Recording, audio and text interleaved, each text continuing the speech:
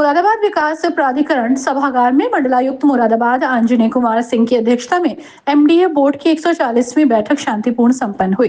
बैठक में शहर के विकास से जुड़े कई अहम प्रस्तावों पर चर्चा हुई और महत्वपूर्ण फैसले लिए गए। नए रोड का निर्माण, मुरादाबाद के विभिन्न जोन में एमडीए द्वारा नई सड़कें बनाई जाएंगी जिससे यातायात सुगम होगा। शहर के बुनियादी ढांचे को मजबूती मिलेगी और 789 करोड़ रुपए का बजट पास हुआ।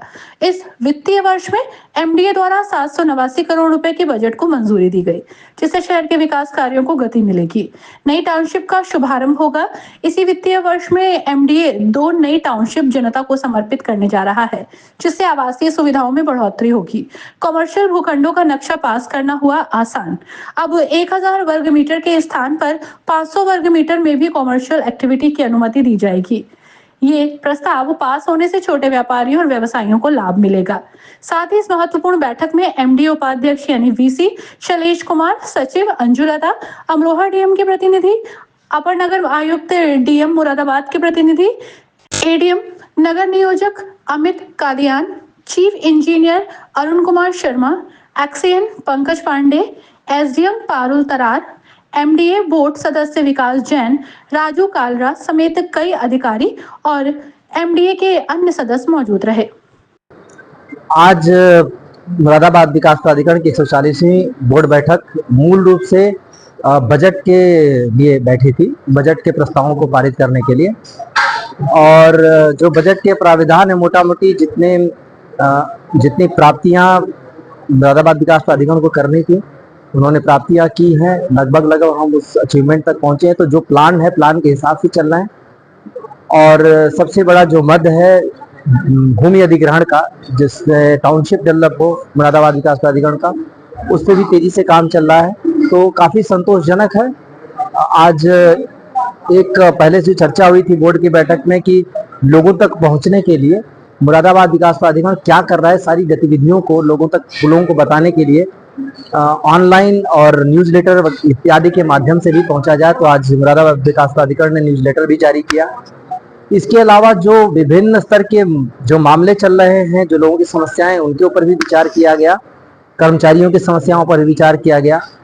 जो हो सकने वाली चीजें हैं उसको अनुमोदन दिया गया, लेकिन बहुत सारी चीजें ऐसी हैं जो तकनीकी दिक्कतें हैं या फिर शासन से बिना अनुमति के हम कोई काम नहीं कर सकते। जिसमें से एक बड़ा मुद्दा है, जिस जगह पर प्राधिकरण का एक्सटेंशन हुआ है एरिया का, और वहां पे जिला पंचायत से नक्शे पास करके लोगों ने बनाया है, उसमें वो मुद्दा उठाया गया, मेरे ही द्वारा उठाया गया। उस पर चर्चा भी हुई कि बहुत सारे लोगों का ये कहना है कि हमने नक्शा पास करके बनाया, फिर भी उस पर सील लगा दी गई है। तो उस मामले में चर्चा की कि कोशिश हम कर रहे हैं कि जहां तक समाधान हो सकता है, संभव है नियमों के अनुरूप, उतना हम कर सकते हैं। लेकिन जहां पर एकदम से विधि विरुद्ध और नियम विरुद्ध चीजें होंगी उसको संभव नहीं होगा। यही मुद्दा जो सघन एरिया है, जो ऑलरेडी विकसित एरिया है, या आबादी के अंदर जो लोग टाउनशिप ले आना चाहते हैं या फिर फ्लैट्स बनाना चाहते हैं या किसी तरीके की कॉलोनी विकसित करना चाहते हैं, उनके बारे में भी यह चर्चा हुई कि क्या इस जगह पे हम किसी तरीके की कोई छूट दे सकते हैं। हम पूरा प्रयास कर रहे हैं कि जो प्राविधान है, प्राविधानों के अंदर जितनी सहूलियतें लोगों को दे सकें, लेकिन प्राविधान के बाहर जाके किसी को के लिए कुछ कर पाना संभव नहीं होगा। एक जो आखिरी जो चर्चा थी वो ये थी कि लोगों के मन में प्राधिकरण को लेके बहुत ज्यादा एक रिसेंटमेंट है, एक नाराजगी है कि प्राधिकरण हर जगह जाके हस्तक्षेप करता है। इस पर विस्तार से चर्चा की गई, सदस्यों के साथ भी चर्चा की गई। दरअसल लोगों को समझना पड़ेगा कि शहर का विकास, एक सुनियोजित विकास के लिए प्राधिकरण का दायित्व है। उस दायित्व के अंदर लोगों को भले लगता हो कि इतने से क्या हो जाएगा, लेकिन भविष्य को दृष्टिगत रखते हुए अपनी जो आज की जनरेशन है, जो भविष्य के नागरिक हैं, उनको दृष्टिगत रखते हुए हम सारे जो प्लान है वो सैंक्शन करते हैं।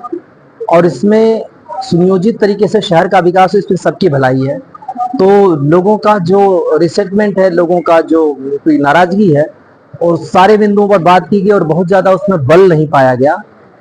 इसके अलावा जो निर्देश दिए गए कि जो मानचित्र के लिए लोग ज्यादा से ज्यादा लोगों को प्रेरित किया जाए और जो आते हैं उसको तेजी से मानचित्र पास किए जाएं और उसमें जरूरी हो तो तकनीक की भी मदद ली जाए और साथ ही लोगों के जो शिकायतें या लोगों के समस्याएं आती हैं उसको भी तेजी से निस्तारित करने का प्रयास किया जाए लोगों के सेटिस्फेक्शन के लेवल तक और लोगों को उसके बारे में अवगत कराया जाए कि यदि उनका कोई प्रकरण में समाधान नहीं दिया जा सकता तो क्यों नहीं दिया जा सकता।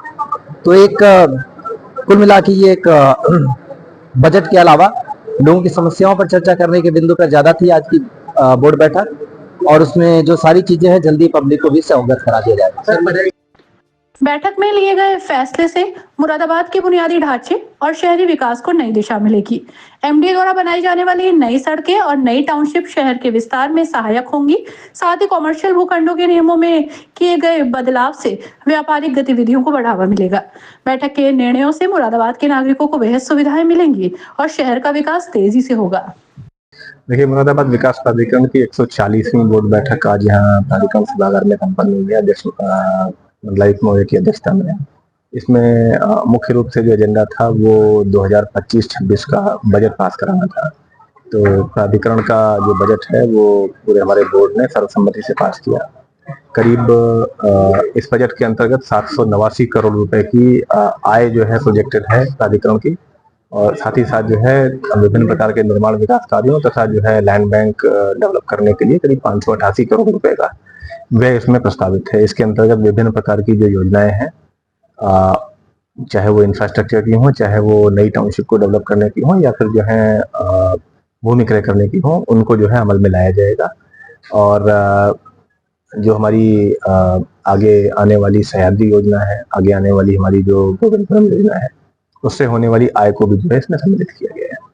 दूसरा जो मुद्दा था वो इस संबंध में है कि जो इंडस्ट्रियल एक्टिविटीज हैं उनको बढ़ावा देने के लिए राज्य सरकार द्वारा गवर्नमेंट ऑफ इंडिया से जो गाइडलाइंस आई थी उनको स्वीकार करते हुए एक हमारे पास बिल्डिंग बायलॉज में संशोधन करके भेजा हुआ था, उसको आज बोर्ड ने अंगीकृत कर लिया है। इसका फायदा ये होगा कि शहर में जो औद्योगिक विकास है उसको बढ़ावा मिलेगा।